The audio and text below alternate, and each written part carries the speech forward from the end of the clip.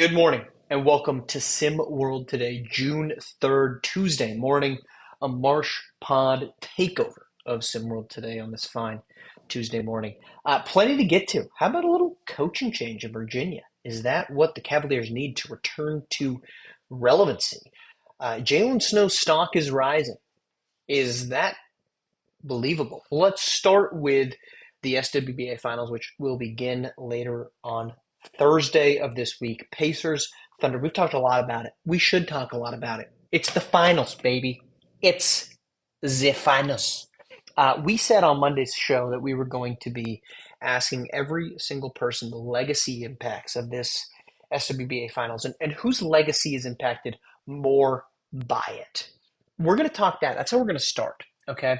And why am I starting? I said I was going to ask everybody this. Unfortunately, or maybe you don't like me, and very fortunately, B-Ron is hopping into the host seat here for the next couple days. So you're getting my take right now. And the legacy impacts of these finals.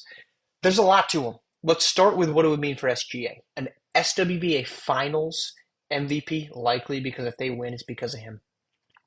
An SWBA MVP and the first championship in Oklahoma City history. That matters. That would be absolutely legacy defining. Your one ring now puts him alongside Jason Tatum, puts him alongside Nikola Jokic. It puts him ahead of the other guys that are these heirs to the future of the SWBA in Anthony Edwards and Tyrese Halliburton. The legacy impact for SGA would be massive. If you look at the number of guys that are regular season MVPs and SWBA finals champions and MVPs, it's not a long list, folks. It's not a long list. I think the last player that were to win a regular season MVP and a finals MVP, Steph Curry. I believe, fact check me on that, but well, obviously Nikola Jokic. I can't remember if he won that. We'll do a live fact check on ourselves here for this one. But the impacts for this are massive. It would be legacy defining. Nikola Jokic did not win it in 2023 when the Nuggets won a championship. So yes, it is Steph Curry. But how about Tyrese Halliburton? This is a guy that we've kind of thought, hey, is he actually a top 15 guy? Is he maybe top 10 guy in the league? And then he has game 5 performances on the road where he scores 8 points. If he were to win a finals, and Siege said it on Monday morning's show, it would be massive. And I think it would be bigger and more impactful than SGA. Because we should know this about SGA, right? We should know that this is who SGA is, right? He's an MVP. He's an elite basketball player. He's a first-team All-NBA, All-SWBA. Tyrese Halliburton isn't that guy. And if he wins it, I think this is, and you've seen it on social media, this is on par with what Dirk Nowitzki did in 2011 when he took down the super team of the Miami Heat. That 2011 season is why I refuse to just outright say it's the Thunder series to win here. It is, but it's why your boy is probably going to put $5-6 on the Pacers to win this finals, because there's a chance that they make this thing happen. And if they make it happen, it's because of Tyrese Halliburton. But that's not where my answer goes. My answer for the team that's going to have, or the player that would have the biggest impact to their legacy from winning a championship, I'm going to cheat and I'm going to give you 2. It's Jalen Williams and it's Pascal Siakam. Why is it those two? Well, Pascal Siakam would get his second SWBA championship in this instance. 2-time champion, both times as the number 2 guy on a championship team.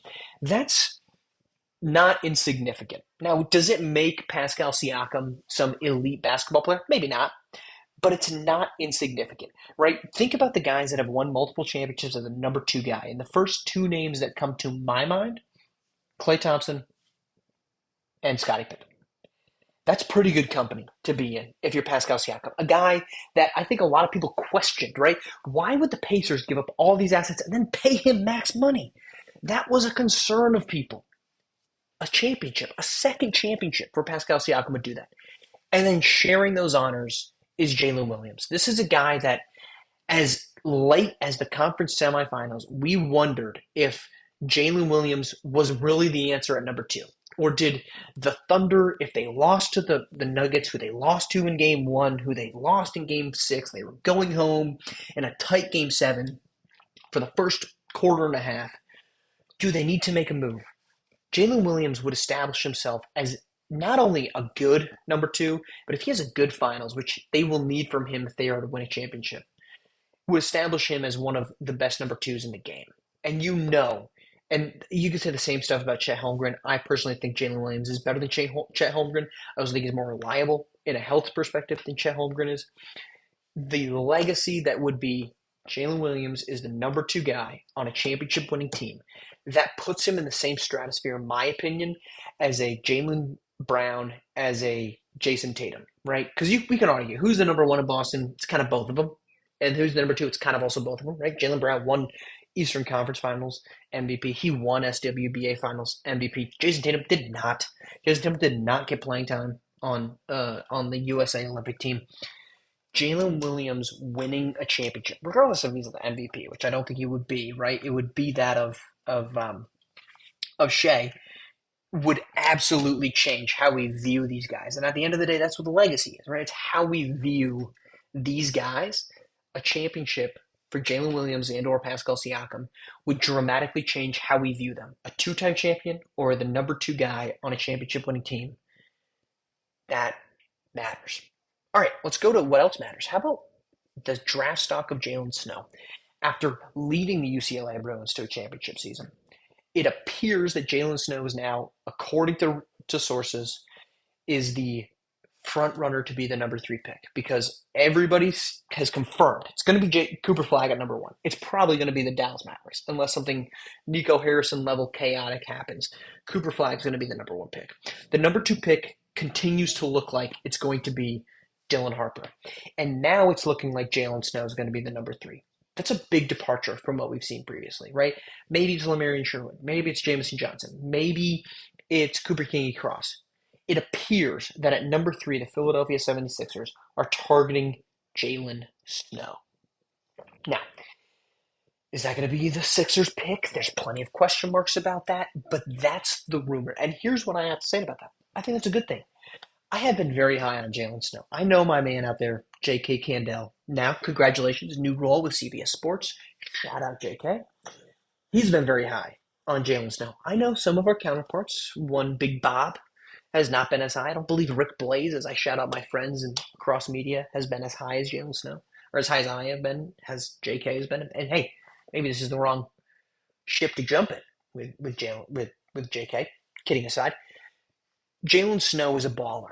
He checks every single box. To me, I actually think this is more surprising that it's taken us this long to get here, right? To actually believe that Jalen Snow is the third best guy. Truthfully, if I'm sitting at number two and I'm the San Antonio Spurs, I'm actually taking Jalen Snow. And I'm saying I'm going Jalen Snow, I'm going Stephon Castle, and I'm going De'Aaron Fox in my backcourt. And I'm going to figure out if all three of those guys work next to Vic or not.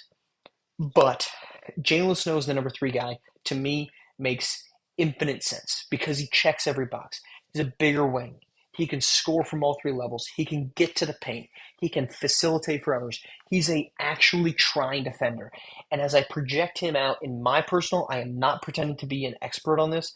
I actually think he's got a lot of things very similar to Anthony Edwards than people want to necessarily adjust to. And I think he's actually further along in the Anthony Edwards arc in terms of his three-point shooting than Anthony Edwards was.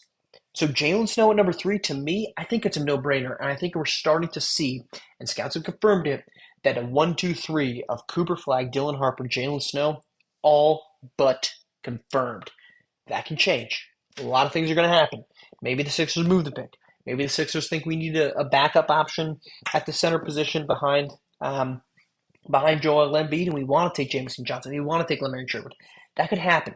But right now, it looks like Jalen Snow, next to Tyrese Maxey, is the future of Philadelphia basketball. All right, let's go to Virginia, where Dmitry Kostov removed. He does not get the interim to head coach confirmation. New coach is going to be for the Virginia Cavaliers. This is a team that just upset in-state rival Virginia Tech, one of the most exhilarating upsets in college basketball history, one of now just 4 teams to win as a 16 seed over a number 1 seed.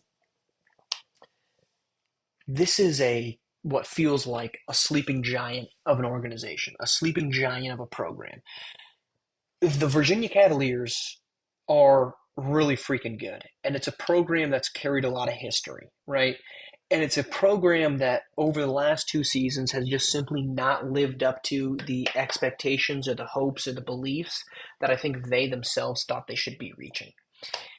This is an opportunity for this program to dramatically change that. And I think moving on from Dmitry Kostov, because yes, you get the 16 seed, I actually appreciate the fact that this organization, this program, did not say, "Hey, yeah, let's move on. Let's move on from this, and let's find a guy that can actually fit this program." They didn't. I respect that. I respect the fact that they said, "Hey, we think there's more out there. Yeah, we beat an in-state rival. That's great. But you know what we could actually do?